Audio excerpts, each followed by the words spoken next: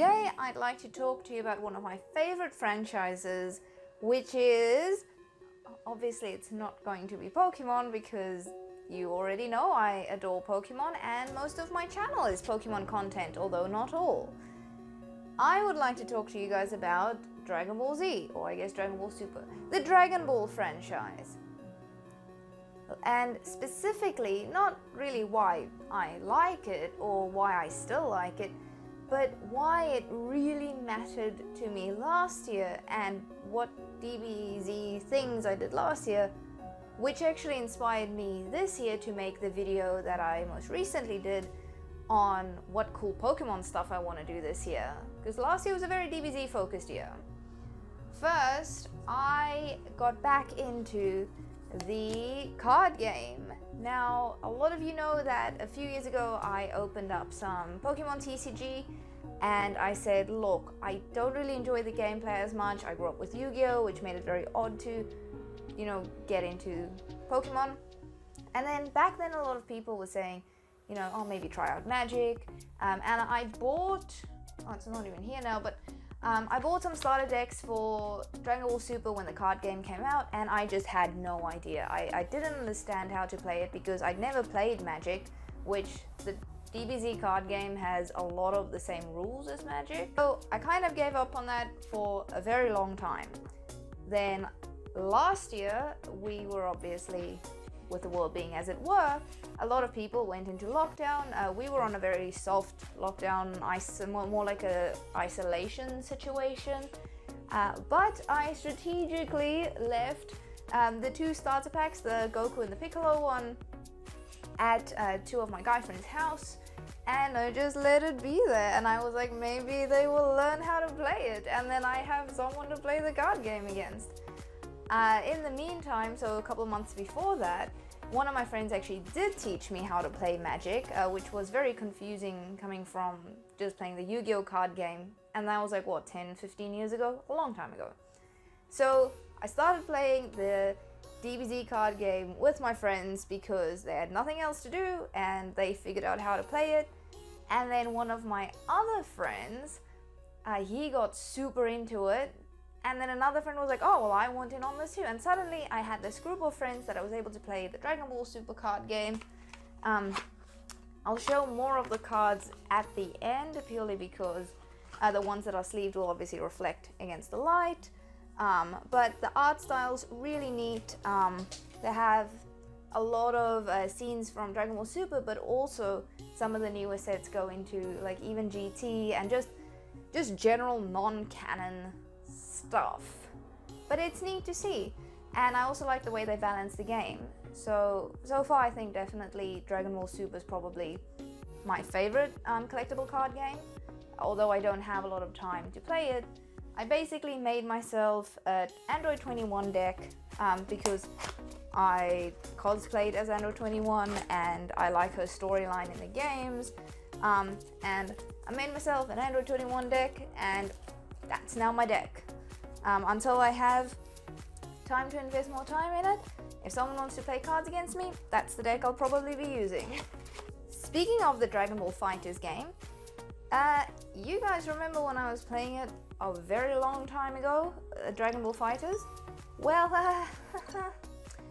I still haven't finished it because the storyline is a lot longer than I thought. And one random night, it was a very busy time at uni, we had exams coming up, and then one of my friends that also got into the Dragon Ball Super card game, we were at a friend's house at like a movie night, and they were starting to play Cards Against Humanity. That's not really my cup of tea, but then he was like, I'd be happy to play some of Dragon Ball FighterZ with you. And I said to him, look, from my previous video might have seen, I had a hand and wrist injury due to typing, doesn't matter. But he said that he's happy to work through the storyline with me, and it was exactly what I needed that night. I needed that company with friends, but also just some zone out time.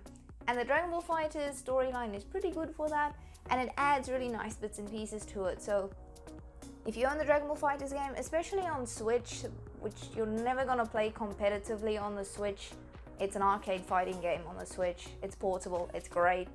Yeah, give the storyline a bit of go. Like it's really fun, and it just kind of showed up at the right time for me last year, and now I want to play even more of it.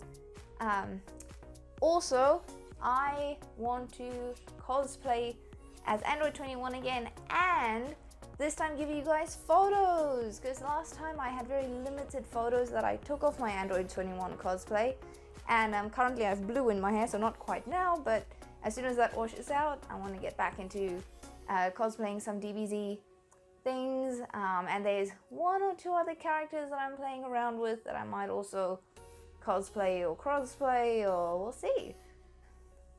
And then finally we come to the end of last year, which was New Year's Eve. And New Year's Eve was again one of those times where I was like, I'm happy to like go all out and party, but not that night, please, not that night. So we had a quiet gathering of friends, we had some drinks, snacks, and one of my friends bought Dragon Ball, like the original Dragon Ball Z series on Blu-ray, like the entire Blu-ray collection, and it was so much fun. We put it on, we put on the Japanese subtitles, which is like the English subtitles, which was for the audio that was Japanese. So the audio and the subtitles didn't actually match up. It was just so that if people wanted to watch, they can read, because they can't hear because people are chatting. And it was just hilarious, like the way it was dubbed, and we had such a great time, and it was a gorgeous way and such a wholesome way to just finish off what was 2020, and bringing us to one of my big DBZ fan friends' birthday, which is this weekend, and I bought the DBZ Trivial Pursuit. So it's been great. The Broly movie came onto Netflix, like the new one. We showed one of the friends that isn't such a big DBZ fan. He got super into the Dragon Ball Super card game, but he hasn't seen a lot of the anime.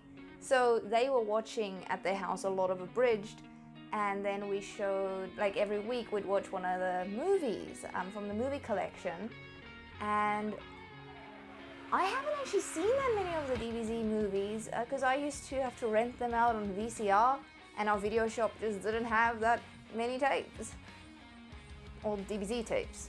So we watched a lot of the DBZ movies, and then the Dragon Ball Broly movie really, I mean the original trilogy, sorry, really just blew my mind, because I saw it a few years ago, like just before the Dragon Ball Super Broly movie came out, and I didn't like it. I was like, it's okay, I guess. I remember it being more epic, and there were good moments, don't get me wrong. And then when I rewatched it on this friend's movie collection, it had music, like cool metal music, and I love my metal music.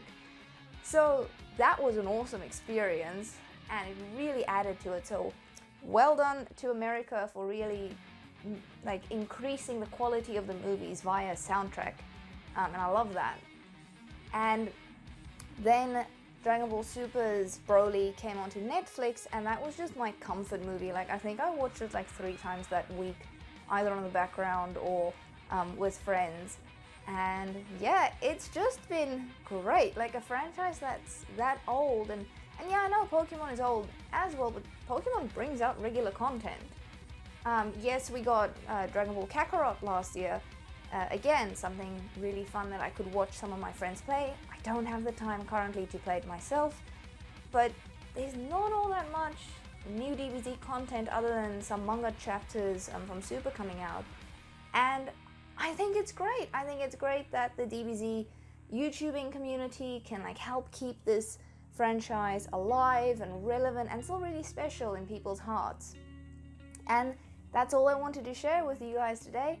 And I'd love to know, are there any old series, like maybe some shonens like Naruto, or maybe some shows that have been like renewed like Fruits Basket, or Any other show that you found specific comfort in last year that you may not have had as much to do in the years previous to that? So let me know in the comment section below. And until next time, make sure to watch some of my other videos and like, share, subscribe. It really helps the channel out, and I'd really appreciate that. And let the battle for the crystal badge begin.